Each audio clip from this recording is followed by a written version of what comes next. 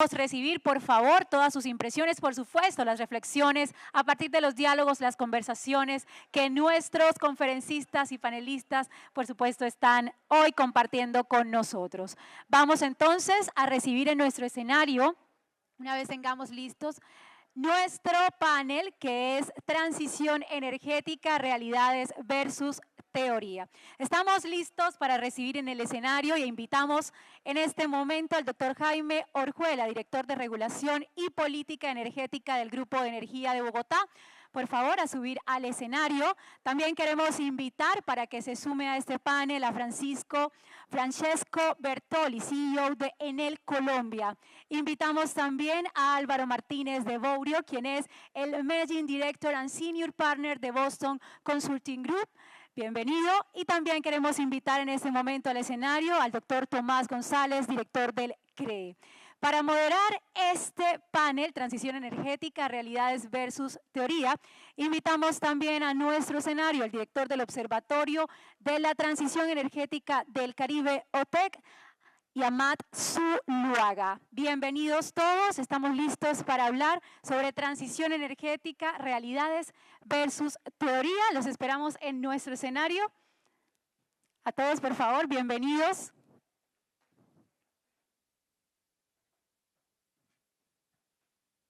Bienvenidos, estamos listos ya para esta conversación.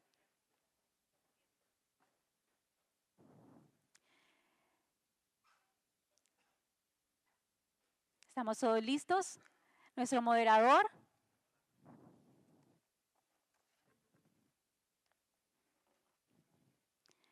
Tiene la palabra entonces nuestro moderador. Aquí vamos a tener el tiempo disponible para que podamos tener el control y aprovechar al máximo este espacio que tenemos para este diálogo. Bienvenidos todos.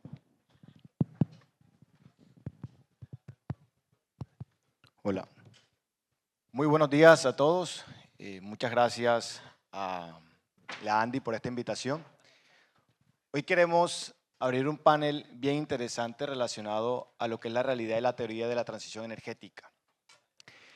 Y con puntos supremamente importantes que han puesto sobre la mesa director de la Andy y obviamente nuestro ministro de Minas, y que queremos un poco debatir cómo realmente esto está funcionando en la realidad.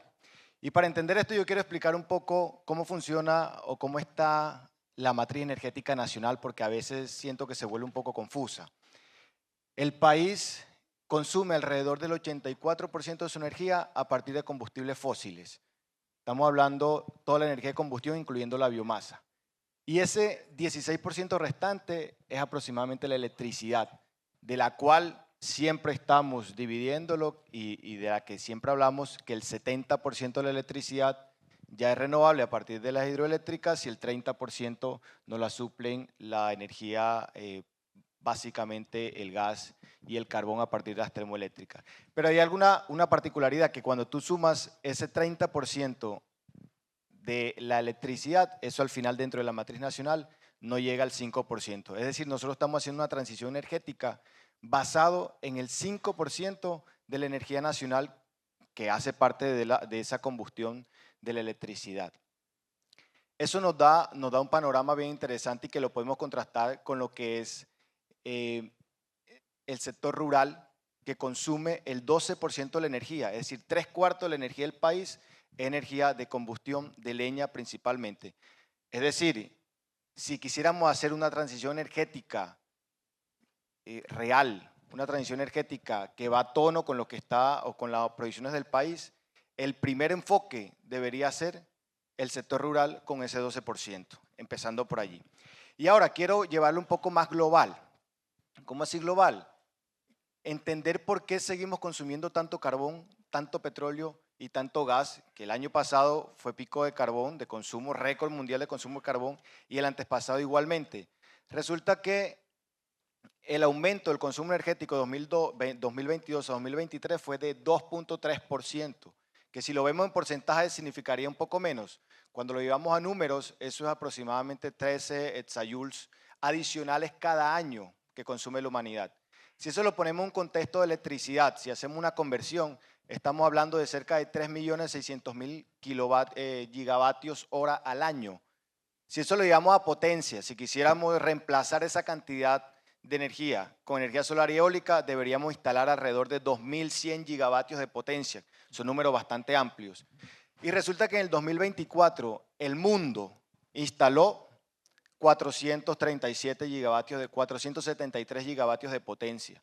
Es decir, todavía las energías no convencionales apenas están llegando al 22% de la adición anual de nuestro consumo energético. Entonces, ¿eso a qué nos lleva al final? A pensar, claramente las necesidades mundiales siguen, la demanda energética sigue, toca reemplazarlos con algo. ¿Con qué? Petróleo, gas y carbón. No es no lo queremos hacer porque sea un capricho, simplemente es una necesidad energética mundial y el mercado nos lo está mostrando. En ese sentido, si lo traemos ahora a Colombia, esa transición energética tiene 3 puntos fundamentales para entenderlo.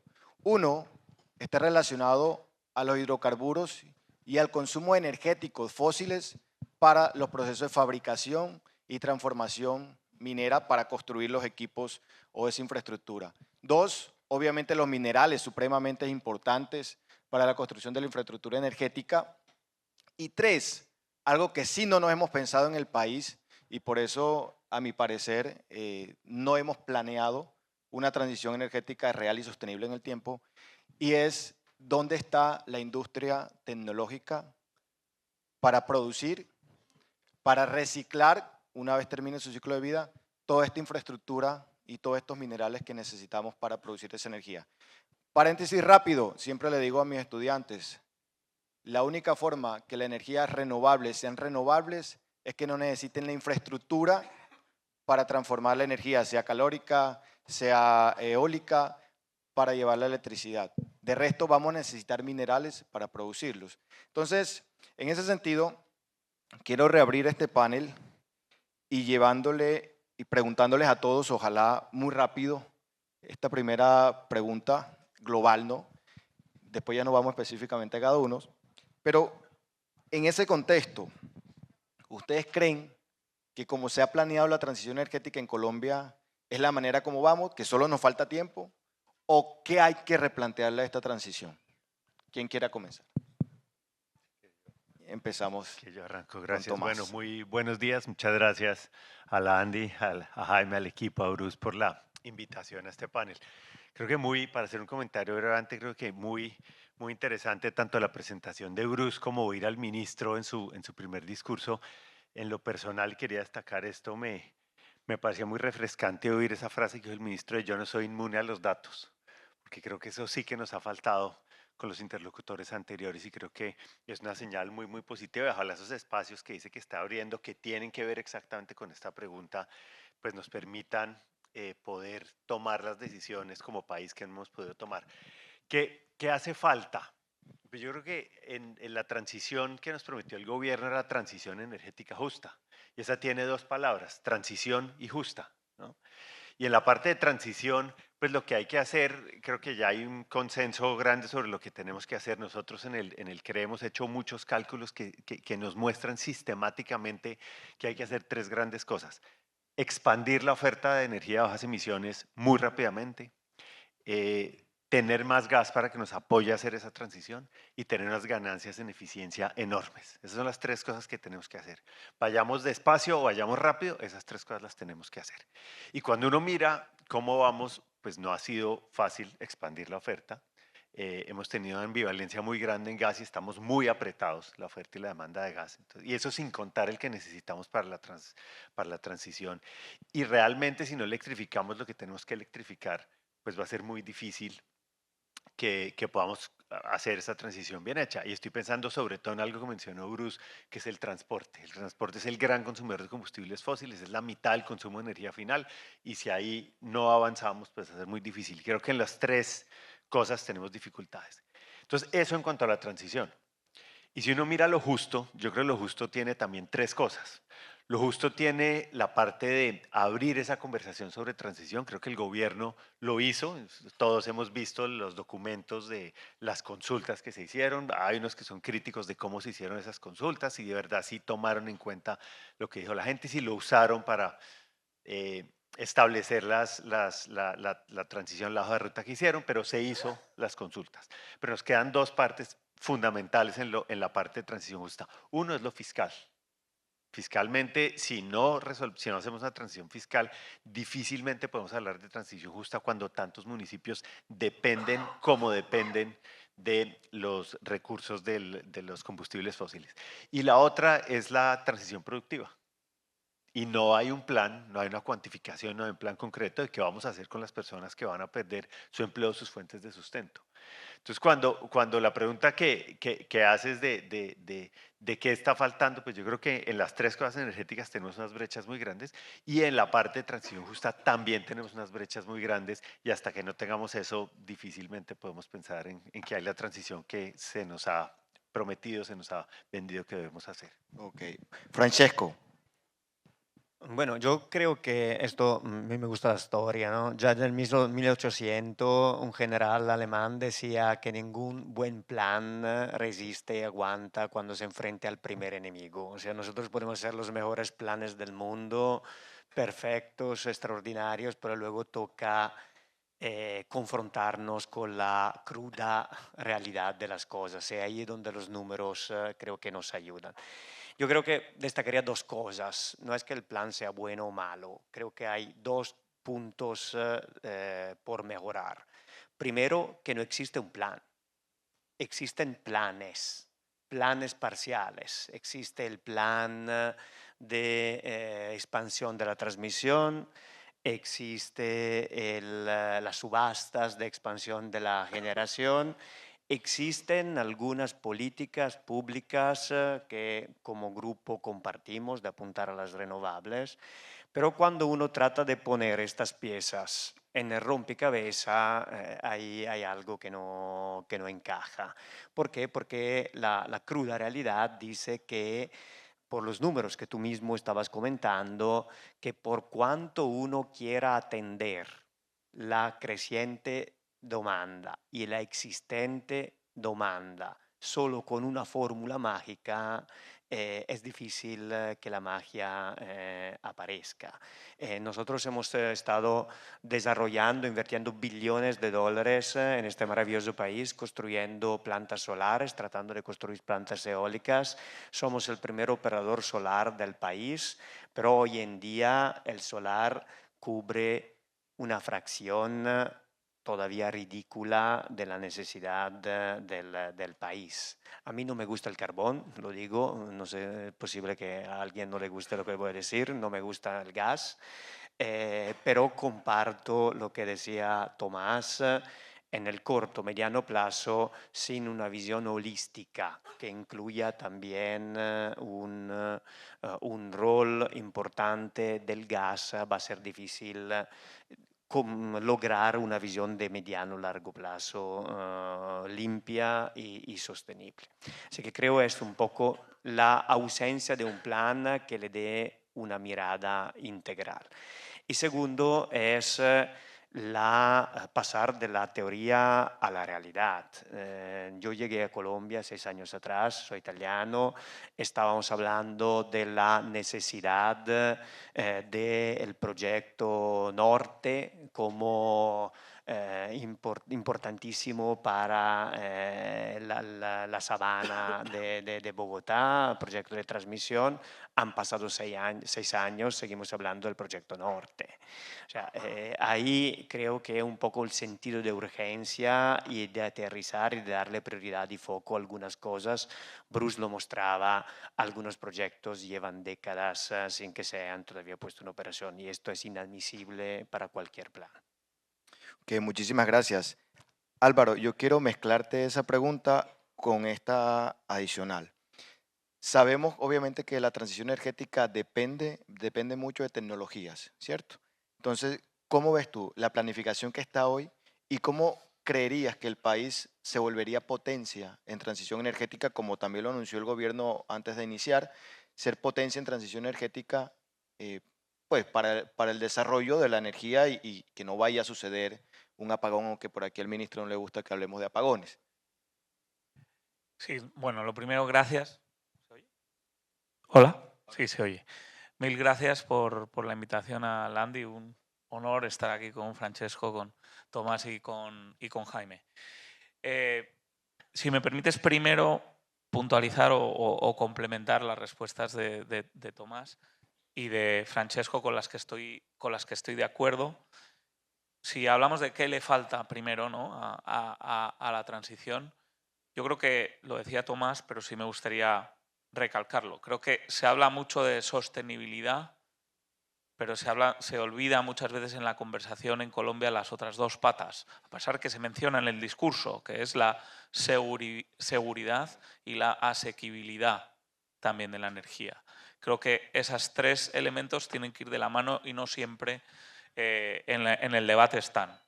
Segundo lugar, creo que tampoco se ha hecho un debate demasiado estructurado sobre las necesidades de infraestructura que se van a necesitar para la transición. A nivel mundial estamos hablando de 600 billones de dólares anuales. En Colombia pueden ser hasta $1 billón, no solo en transmisión, que se habla mucho de transmisión, pero también de subestaciones, etc. Tercero, se va a depender de materiales importados. Lo señalaba Bruce en su presentación inicial, litio, cobre, etcétera. Si no tenemos una balanza comercial, digamos, equilibrada, poder financiar esas importaciones será complicado. Y el último punto, para completar esa conversación de qué le falta, yo creo que también tener un plan, digamos, bien consistente sobre desarrollo en las regiones. Es decir, hace mes y medio tuve la oportunidad de estar con la secretaria Bárcena, que es la secretaria de Desarrollo Energético mexicana, nueva, con la presidenta Sheinbaum. Ellos tienen bastante claro empezar a construir polos industriales que permitan no depender tanto de importaciones en regiones, digamos, apartadas de México. Creo que esa parte de la conversación también ha faltado o está faltando en Colombia. Se centra mucho en el tema de comunidades, consultas previas, etcétera, pero no tanto en el desarrollo de industria. Y eso me permite hilar con esa segunda parte de la pregunta, ¿no? Porque al final, si uno ve Colombia, realmente Colombia tiene un potencial excepcional para ser una potencia en renovables no convencionales, en solar. Francesco lo sabe muy bien. Solamente la Guajira tiene unas condiciones de irradiación difícilmente igualables en el mundo. En Latinoamérica únicamente Chile se podría comparar en el desierto de Atacama, ¿no? En eólica tenemos el doble de viento. Digo, tenemos, ya me siento colombiano después de 12 años. Tiene el doble de viento que la media global. Y sin embargo, si uno lo mira, estamos rezagados comparados con el resto de Latinoamérica. Lo mencionaba Francesco, creo que tenemos menos de 2 gigas instalados, un plan de 6. Cuando vemos Brasil tiene ya cerca de 60 gigas, o Chile, un país más pequeño, ya más del 30% de su planta tiene renovables, ¿no? Entonces, ¿qué necesitamos? ¿Qué barreras necesitamos superar realmente para ser una potencia en este ámbito? Lo acabo de mencionar. La infraestructura, el tema de impacto social, y creo que se ha hablado mucho. No soy político, yo no voy a hablar mucho de ese tema, pero todo el tema de desarrollo regulatorio, buscar fórmulas de aceleración, de permitting, etc. Por poner un ejemplo, la Unión Europea, como saben que ha avanzado mucho en ese ámbito, permite en algunos casos incluso otorgar licencias ambientales en un mes.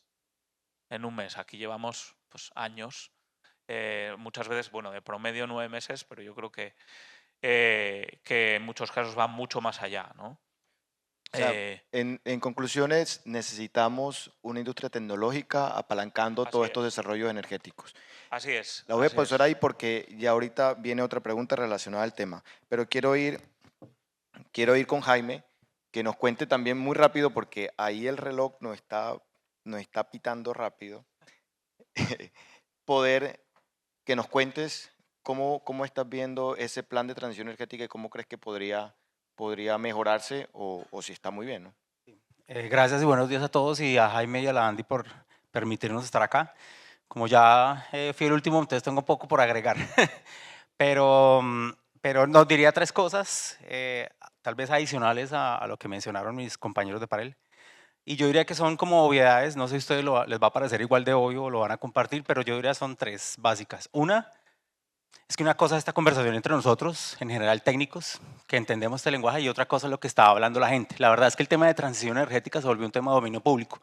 A mí me llama la atención, ¿no? O sea, así como se habla de Transmilenio, y el metro elevado, subterráneo, ahora todo el mundo habla de transición energética. Yo tengo un niño de 9 años y mi hijo me habla de transición energética y me pregunta, y sé que los compañeritos en el colegio hablan de eso. ¿Por qué traigo el tema aquí? Porque es que creo que nuestro reto es que esto trascienda estos espacios. Y es un reto enorme que haya, digamos, una mayor claridad y conexión entre estas discusiones y lo que se está discutiendo en la calle, con todo el sentido político que eso tiene, y que pues sabemos que justamente por lo que nos mostró el ministro, pues eso está vigente. Porque al final la opinión pública incide, eso ha sido toda la vida así, es y seguirá siendo, va a incidir en la agenda pública y en las decisiones que se toman en este sector. Entonces ahí tenemos, creo que, un reto gigantesco. Tomás, creo que Tomás nos ayudó hace un par de años con un trabajo, y en ese trabajo se hizo una encuesta como opinión pública, ¿cierto? Tú me corriges, por favor, Tomás, pero las brechas o las diferencias de lo que estamos discutiendo acá entre especialistas y lo que se menciona en la calle es bien distinto. Y ahí tenemos un reto, porque si no vamos a estar hablando en dimensiones, digamos, distintas. La segunda, y repito también para nosotros nos parece una obviedad, es que, pues como todos sabemos, si se repite, uno no corre o camina antes de gatear, ¿cierto? Y creo que estamos hablando de transición energética que involucra una conversación muy asociada a renovación tecnológica, cambio de tecnologías, tú lo has mencionado bastante en tu introducción, Amat. Y es curioso que se hable tanto de transición energética enfocada a cambio climático y tan poquito de calidad del aire. Eso me parece rarísimo, extraño. No es que no se hable, pero digamos, si uno pusiera una barra aquí gráfica, ¿cuánto se habla de cambio climático en Colombia versus calidad del aire? Cambio climático estaría por aquí en esta altura y calidad del aire por acá. A pesar de que cambio climático es un tema exógeno, realmente la realidad es que no depende de Colombia. Nosotros, está bien que nosotros tengamos esa agenda, que trabajemos en sustituir fuentes, que tengamos una materia prima limpia, eso está bien, y creo que Colombia y las empresas que estamos acá lo vamos a seguir haciendo, pero en cambio calidad del aire es un tema endógeno, que cuando transitamos por las calles de casi cualquier ciudad de Colombia, no, lo respiramos día a día, y que causa, y eso cifra ustedes seguramente lo conocen, entre 8.000 y 12.000 muertes al año. Entonces eso nos parece llamativo, y la verdad nosotros vemos que si en la agenda pública de verdad estuviera los temas de cambio climático, es como matar dos pájaros de un solo tiro, porque la renovación o la modernización del parque automotor impacta no solamente en calidad del aire, sino también en emisiones de gases de efecto invernadero. Pero la verdad eso ahí nos parece extraño y curioso, ¿sí? Muy raro. Lo último, y el ministro lo mencionó, es, y aplicaría también la misma analogía del gatear antes de caminar y correr, es que es raro también hablar de modernización tecnológica cuando tenemos un montón de gente rezagada en términos de acceso al servicio público. No voy a alargar más, le prometí a Matt, pero Sí. las zonas no hablamos, estamos muy preocupados por las tarifas, y eso está bien, y creo que es normal que el gobierno y todos nos preocupemos por eso. En el Caribe tenemos un desafío al respecto, obviamente, pero les voy a contar esta cifra. El promedio en este momento del Caribe colombiano tiene una tarifa del orden de 930 pesos por kilovatio hora, aquí, que la verdad está muy cerca incluso de la tarifa de Bogotá. Por favor, tú me corriges, Francesco, no es igual, pero está cerca. Pero el promedio de las zonas network conectadas son 2.200, 2.500, 2.600 pesos por kilovatio hora, y de eso hablamos poquito. Y tienen aquí, por lo menos, digamos, en general, ahí la mayor parte de las horas del día hay servicio. Allá son 8 horas, 5, 6 horas. Entonces, esos tres temas por lo menos, podríamos hablar de un montón de cosas, pero creo que los extrañamos en la agenda de transición energética. Ok, muchísimas gracias, Jaime. Tomás, como ya venimos hablando del tema de infraestructura, de tecnologías, que sabemos que es importante para la transición, si nosotros, el país, amplía su matriz energética a partir de renovables en un futuro cercano, cuando nosotros no producimos esos equipos, esa infraestructura, y sabiendo que hay unos minerales críticos como el cobre, por ejemplo, que a 2035 vamos a tener probablemente una deficiencia, o en el tema del litio, que también podemos tener unas deficiencias a nivel global, no estaríamos nosotros rifando nuestra seguridad energética cuando invertimos en toda esa infraestructura y el país no se prepara tecnológicamente para poder en un futuro desarrollarla. Yo creo que es deseable que tengamos capacidad tecnológica local, podamos hacer adaptaciones, desarrollos propios, es absolutamente deseable, pero no creo que sea indispensable para la seguridad energética. Si uno mira los activos de generación que tenemos, nosotros no producimos los activos de generación, que aquí las plantas las turbinas, por ejemplo, se las compramos a Mitsubishi o a General Electric, y así ha funcionado el sector por muchos años, y no creo que con los paneles solares o con los molinos de viento vaya a pasar nada distinto. El problema no son las importaciones per se, creo yo. El problema es si uno tiene buenos proveedores, si uno tiene la capacidad de no tener problemas en la cadena de suministros cuando necesita partes, si uno puede hacer desarrollos y mano de obra, tener mano de obra capacitada para poder hacer las reparaciones que sean. Entonces, por supuesto que es deseable, pero no podemos pensar que no tener la producción local nos va a impedir tener una seguridad energética. Y a mí de una manera un poquito más general, además me preocupa satanizar las importaciones. Claro, tú preguntaste por tecnología, pero yo creo que no podemos satanizar las importaciones. Las importaciones de energía tampoco son malas per se, que es el problema que yo tengo con la palabra seguridad, soberanía energética, porque no necesariamente la energía tengo que proveerla yo. Por ejemplo, cuando tuvimos en el Niño 15 y 16 tantos problemas para atender la demanda, tantas dificultades, Ecuador nos salvó la vida, ¿no? Ahora estamos tratando de revivir la conexión con Panamá. Ojalá se haga porque eso nos va a fortalecer la matriz energética. Hemos podido responder al Niño en buena medida porque hemos tenido gas natural importado y se diseñó así. Entonces el problema no son las importaciones, el problema es si uno tiene buenos proveedores, si uno tiene mercados líquidos, si sus proveedores qué tan qué tan sensibles son a los problemas geopolíticos. Son esas discusiones las que tenemos que tener. ¿Qué tanta eficiencia nos puede dar la energía que venga externamente frente a la energía propia? Hay temas de precios. Entonces, creo que hay que mirar el contexto específico en el caso de la energía. En el caso de la tecnología no veo por qué sea un impedimento, pero pues ojalá tengamos los desarrollos locales porque además hay cosas que tenemos que hacer nosotros mismos. Ok, muchísimas gracias. Francesco, bueno, aunque ahorita te hago una pregunta adicional a esta, pero Francesco, teniendo en cuenta toda la experiencia que ya han tenido en el país, dificultades sociales, dificultades ambientales, todavía, o más bien, ¿cómo ven el panorama de inversión? ¿Todavía somos atractivos? ¿El país todavía es muy atractivo para Enel y sus inversiones, teniendo en cuenta también lo que ha pasado en La Guajira? ¿Cómo lo ves desde ese panorama? Bien, para mí la respuesta es bastante simple. La respuesta es un redondo sí. Y no porque mi grupo es un grupo internacional que trabaja en 28 países. Yo estoy constantemente compitiendo con otros 27 Francescos que están buscando financiación para sus proyectos. ¿Por qué sí? No porque me tengan cariño a mí, por una razón, que si uno mira los números, por las razones que se contaban, los números dicen que este país es una maravilla desde la perspectiva de recurso. Cuando nosotros aprobamos por primera vez el proyecto WinPeichi, nunca habíamos visto un proyecto que tenía más de 5.000 horas equivalentes de viento alrededor del mundo. Simplemente no existe. Existe La Guajira. Existirían otros proyectos con las mismas características. Cuando nosotros estamos hemos evaluado los proyectos solares en Colombia, hemos encontrado lugares, no solo en La Guajira. Nosotros no tenemos solares en La Guajira, lo tenemos en el Cesar, en el Magdalena, en el Atlántico, lugares que tienen un 10% de disponibilidad de recursos por encima de los mejores estándares internacionales que tenemos. Así que los proyectos se pueden desarrollar y hay un grandísimo potencial.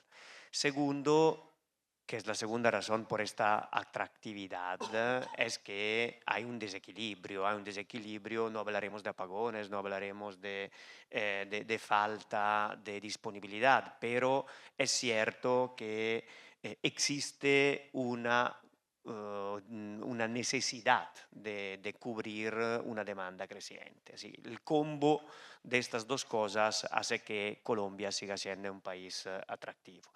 Donde uno queda un poco corto en explicar por qué tiene que invertir en Colombia una junta directiva que a veces está a 10.000 kilómetros y no conoce el detalle local.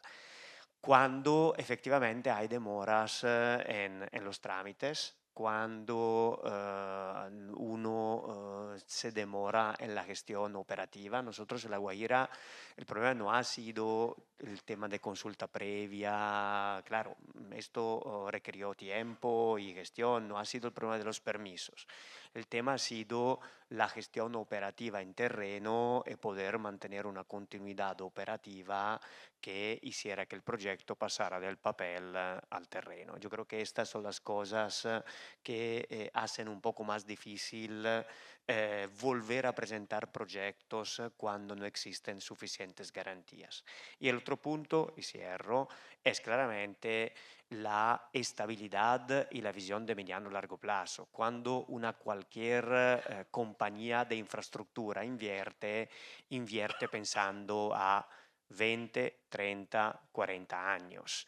Cuando las reglas del juego existe riesgo que cambien cada año, cada 2 veces por año, la primera pregunta que te hacen en las juntas directivas es qué tan cierta es esta previsión y qué tan cierto es este marco. Ahí encontrar una manera para cambiar las cosas y aportar los cambios necesarios e indispensables, y comparto las palabras del ministro, pero al mismo tiempo dando la tranquilidad y la seguridad que uno no se está lanzando en una piscina y luego no encuentra el agua. Creo que esto es el gran reto que tenemos que solucionar. Ok, muchísimas gracias. Me alegra que todavía estén viendo el país por su alto potencial como importante en la inversión. Jaime, por otro lado, desde la visión ya nacional, ¿cómo vemos ese panorama atractivo de inversión para energías renovables en el país? Yo coincido con lo que acaba de mencionar Francesco, casi que en su totalidad. Solo, digamos, puntualizaría como 2 cosas al respecto, y es que la estabilidad jurídica no significa, por supuesto, que no se modifiquen las normas, ¿no? Claramente las normas, el ministro lo mencionó hace unos minutos sobre la potestad, digamos, de emitir regulación, de ajustarla. Lo que se pide sí es que haya, digamos, unos límites y que haya cierta predictibilidad, y yo diría una especie como de dividida diligencia cuando haya ajustes. Lo que sucedió en la reforma, digamos, tributaria inicial de este año sobre el impuesto a los proyectos justamente de fuentes no convencionales, eso por supuesto fue un golpe duro para muchos proyectos, y con certeza, pero eso Francesco, ustedes más lo confirmarán, está relacionado obviamente con las decisiones de algunas, digamos, de cancelaciones de proyectos que justamente están en La Guajira. Pero sí, en efecto, es evidente cuando uno conversa con diferentes agentes aquí en Colombia, afuera, sí es evidente el interés de mucha gente en participar en el mercado energético colombiano. Yo diría que, por ejemplo, a pesar, digamos, de la dificultad de tener vacantes en la CREG ha operado, la CREG ha trabajado, ha hecho su tarea. Nosotros siempre hablamos solamente como nos fijamos como en las entidades centrales, Ministerio, UME, CREG, pero el sector energético sigue teniendo una institucionalidad robusta, hay CNO, CAC, EXEM. La verdad es que todo eso da confianza y garantiza una articulación que creo que el sector, por fortuna, no ha perdido. En materia digamos, del mercado, concretamente de electricidad, contamos con un mercado sofisticado, precio bolsa, contratos bilaterales, caro por confiabilidad. No es perfecto, no es completo. Ya empezamos a hablar un poco de la discusión que se está dando en Europa sobre contratos por diferencias, pero eso sigue vigente, sigue operando. Y yo diría que el reto, sí, importante, donde digamos si hay una gran tarea pendiente y que no es solamente una conversación colombiana, es mundial.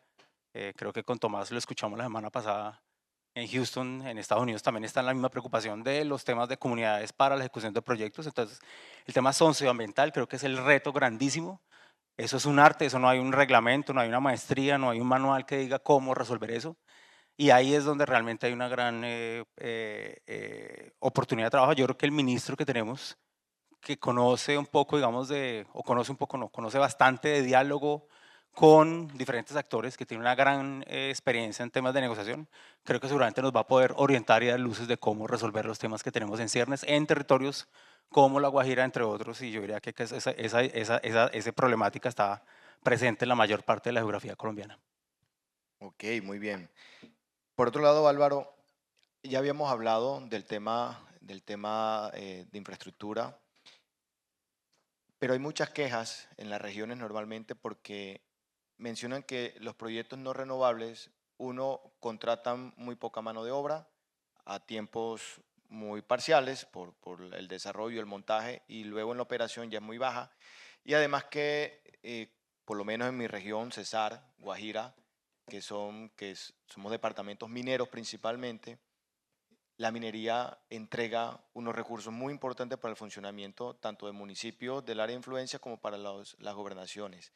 En ese caso, ¿cómo estos tipos de proyectos pueden proyectarse y desarrollar económicamente o apalancar el desarrollo económico de las regiones y que puedan ser de una manera más fácil atendida por las comunidades? Bueno, yo lo primero que diría es que si la transición queda bien hecha, el primer impacto es que vamos a tener menores costos de electricidad. Y ese es el primer impacto para todas esas regiones. El ejemplo me viene a la cabeza el ejemplo de Noruega, por ejemplo, que tiene hoy en día 98% de generación renovable y donde durante el año pasado tuvo muchos momentos con precios de energía negativos o prácticamente cero. Entonces, yo creo que para hablar de desarrollo de regiones, lo primero es hablar de eso, ¿no? De decir, si lo hacemos bien, lo primero es que debería bajar el precio de la energía. Obviamente hay un impacto que tiene que ver, y lo mencionabas, con generación de empleo. Generación de empleo no exclusivamente para la operación y mantenimiento de este tipo de proyectos, porque efectivamente pues no exigen demasiado, y Francesco o Jaime lo pueden decir mejor que yo, no exigen demasiado. Pero sí, si comenzamos a impulsar una industria alrededor de eso, industria de ensamblaje, porque a lo mejor, como dice Tomás, las turbinas no las sigue proviendo Siemens o Mitsubishi, pero sí se puede generar, digamos, industria de ensamblaje local, etcétera. En México, por ejemplo, que lo mencionaba antes, están siguiendo esa política y han creado más de 20.000 empleos en los últimos 2 años. Y más allá de todo eso, yo creo que la clave es también que las compañías privadas comiencen a medir ese impacto. Lo que nos ocurre, o lo que yo siento que ocurre, es que hay como asimetría en las conversaciones, en el sentido de que las comunidades o las regiones se quejan, etcétera, y muchas de las compañías privadas no tienen elementos para contrarrestar esas quejas. Yo creo que comenzar a medir los resultados más allá de los resultados financieros es clave. En vez de que tenemos una metodología que llamamos Total Societal Impact, que hemos implementado ya en varias compañías, incluso en alguna gran compañía energética en Colombia, que tiene que ver con definir cuál es el impacto real de nuestras operaciones, más allá del EBITDA, más allá de las utilidades o de los dividendos. Y tiene que ver con, pues sí, generación de empleo, pero también generación de capacidades locales, etcétera. Creo que empezar a medir y empezar a reportar podría ayudar a las compañías a, digamos, a superar esos retos y superar esos problemas con comunidades, ¿no? Ok, muy bien. Nosotros desde el Observatorio de Transición Energética del Caribe de la Universidad del Área Andina nos hemos enfocado mucho, nos hemos especializado mucho en el cálculo de la huella mineral de la transición energética. Es decir, calculamos la cantidad de minerales necesarias para cualquier capacidad instalada que se vaya a hacer, sea solar, eólica o batería de vehículos eléctricos. Desde esa perspectiva, mi preocupación siempre ha sido el contraste geopolítico que hay entre la transición energética y la disponibilidad de estos recursos en el futuro. Por eso hacía mucho esa pregunta. Y es como el país también empieza a pensar en ese desarrollo tecnológico que lo dice Álvaro, lo comenta Álvaro, muy importante, en las regiones. Si no hay unos encadenamientos productivos que amarren incluso la energía renovable que se pueda producir allí, entonces el déficit de empleabilidad o el déficit seguramente de condiciones o de calidad de vida de las regiones termina siendo nada diferente a lo que ya se hace hoy, que no hay una generación económica, un desarrollo económico en torno a esas regiones. Para cerrar este panel, porque se nos acaba el tiempo, yo quiero que ustedes le envíen un mensaje muy rápido, tienen 7 minutos, hay que dividirlo en 4, un mensaje muy rápido de cómo pasamos de la teoría a la realidad. Sé que es muy abierto, sé que pueden decir 1000 cosas, pero unos mensajes muy claves de cómo podemos pasar de la teoría a la realidad en tema de transición energética en el país. Bueno, yo creo que lo primero y lo más importante que tenemos que hacer es reconocer que los deseos y las metas van por acá y la realidad va por acá. Yo no sé cuántos de ustedes leyeron el último informe de las brechas de mitigación que hacen las Naciones Unidas, que lo sacó a finales del año pasado. Dicen que la meta, la probabilidad de incumplir la meta de 1,5 grados es del 100%. Las Naciones Unidas lo dicen. Uno mira aquí en Colombia, y mira en Colombia el reporte, no sé si ustedes ya lo han podido ver, salió a finales del año pasado, principios de el reporte que hace Colombia de emisiones en el marco del Acuerdo de París. Y ese reporte muestra que desde 2018 al 21, que es el último dato, 2018 al 21, logramos bajar 4,5 millones de toneladas. Cuando tenemos a 2050, a 2030, es decir, en menos de 5 años, tenemos que estar en 110. Es decir, tenemos que bajar 110 millones de toneladas más. Bajamos 4,5 entre el 18 y el 21 y tenemos que bajar 110 en los próximos 4 años. El mismo informe dice que tenemos identificados la mitad de los identificados, no hechos, identificados la mitad de los proyectos que necesitamos para poder cumplir esa meta. Entonces estos datos los doy porque creo que lo que más necesitamos es tener una conversación realista. Porque, que es pregunta para Francesco, para Jaime, bueno, y también para los consultores, es ¿qué hace uno cuando tiene en una organización una meta que no es posible de cumplir? ¿Qué hace uno? Pues uno tiene que sentarse a mirar qué hace con esa meta, porque persistir en una meta que no va a cumplir creo que no es una buena receta para la política pública, y creo que esa es la conversación más urgente que tenemos que tener ahora. Yo celebro de verdad la apertura que parece tener al ministro. Fíjense que el ministro nos dijo aquí hay un marco de discusión, hay unas líneas rojas, que les queden claras de una vez estas líneas rojas, pero en el resto hay un montón de cosas que podemos hablar. Colombia va a poner nuevas metas ambientales a final de este año, sus compromisos en el Acuerdo de París. Qué bueno sería recoger al sector privado, qué bueno sería recoger a las empresas y poder ajustar esos compromisos de una manera muy realista, porque el mundo también va para allá. Este fracaso del 1,5, que no es de celebrar, pero es una realidad, gústele a uno o no, pues nos debe llevar a sentarnos a decirnos la verdad, a decirle la verdad a la gente. Esto no va a ser solo empleos verdes, esto no va a ser solo, esto también tiene unos costos, unas dificultades y no vamos bien porque ha sido muy difícil. Okay, muchas gracias, Jaime. También bajaría, y no me voy a contradecir con lo que dije al inicio, de hablar más bien de temas más cercanos. Yo recogería el mensaje que nos dejó el ministro hace unos minutos, y yo, digamos, y propondríamos y desearíamos poder hablar con este gobierno acerca de cerrar la brecha de cobertura del país. Por ejemplo, nosotros en Bogotá, Cundinamarca, no tenemos todavía a todos los hogares conectados. Permítame, por favor, Francesco, hablar en términos plurales. No lo tenemos y quisiéramos tener una agenda agresiva. Esa sí es viable, sí es cumplible, tenemos los recursos, tenemos las capacidades empresariales para cerrar esas brechas. Esa yo creo que eso digamos, sería un sueño, y eso ahí sí, después de cerrar cobertura, creería que ahí sí uno puede empezar a hablar, bueno, entonces ahora cómo vamos a tener una mejor o mayor modernización tecnológica. Pero eso sería algo en lo cual yo creo que hay una convergencia total con el gobierno, en el cual podemos concretar cosas de corto plazo, y sería muy importante y está muy alineado con lo que queremos las empresas y lo que quiere este gobierno. Muchas gracias. Álvaro. Bueno, yo diría, lo primero, yo creo que la transición energética es una oportunidad histórica para Colombia. Más allá de que estoy de acuerdo que habría que seguramente revisar y cambiar las metas, ¿no? Y para eso yo creo que 4 cosas.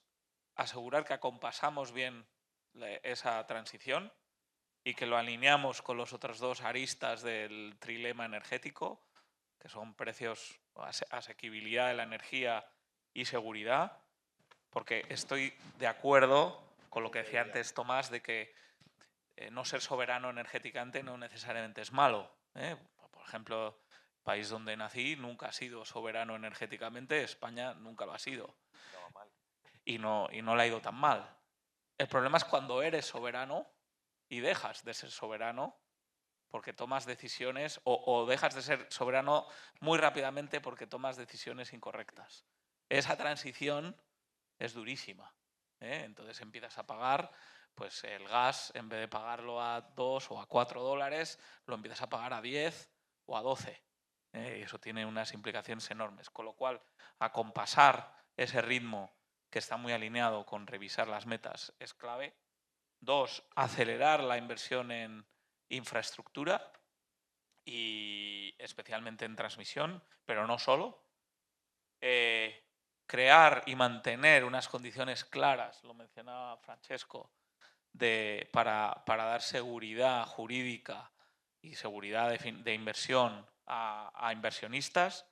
Y por último, que la transición sea también una oportunidad para el crecimiento económico, para el desarrollo de regiones en Colombia donde no ha habido ese crecimiento. Antes ponía Bruce una tabla interesante de la correlación entre, digamos que donde hay hidrocarburos, efectivamente hay más gente, más desarrollo, etcétera, y se veía que coincidían muchas ciudades y muchas regiones con hidrocarburos y con protagonismo en exportación o en manufactura de otras cosas. Lo que tenemos que lograr es que ese desarrollo se produzca donde no hay. Porque él mismo decía, no, es que allí hay gente, etcétera. Bueno, pues la clave es que la transición sea una oportunidad para desarrollar esas otras regiones también. Muchas gracias, Francesco. Bueno, yo tengo 20 segundos, así que no sé si... Pero digamos, 18. 18. No, la verdad, incumpliré. Pero digamos, me pareció interesante. Leí hace un tiempo un artículo que establecía un paralelismo entre la transición energética y la lucha contra el COVID. Que decía básicamente lo que decía Tomás. O sea, que esto es un esfuerzo gigantesco que ningún gobierno, ninguna corporación, por tan grande que sea, puede solucionar solo. Así que yo, de las varias cosas que me anoté de las palabras del ministro, creo que la mejor que me anoté es la disponibilidad de escuchar y a trabajar juntos para abordar un problema que es un problema colectivo. Creo que esto es la fórmula. Yo no me permito ni me permitiré dar sugerencias a nadie. Me estaba leyendo antes porque se me ocurrió cuando le preguntaron a Winston Churchill cómo veía él las empresas y él contestó con estas palabras, dijo, algunos los ven como tigres feroces que toca controlar, otras la ven como vaca de leche que toca ordeñar y pocos la ven como un poderoso caballo, que es lo que son de verdad, que pueden hacer una labor y una tarea extraordinaria si uno se las permite hacer. Así que creo que esta abertura es la parte más importante, el mensaje que yo me llevo de las palabras del ministro, la disponibilidad a trabajar juntos para solucionar un problema gigantesco. Muchísimas gracias. Yo quiero concluir muy rápidamente retomando lo que ustedes están mencionando. Fundamental el replanteamiento honesto, serio y abierto de los objetivos de la transición energética del país. Y otro fundamental es tener en cuenta los demás factores del trilema energético. Confiabilidad y que sea energía justa, pagable para todo el mundo. Muchísimas gracias por acompañarnos en este foro y bueno, muchísimas gracias también a ustedes por estar aquí. Muchísimas gracias a nuestros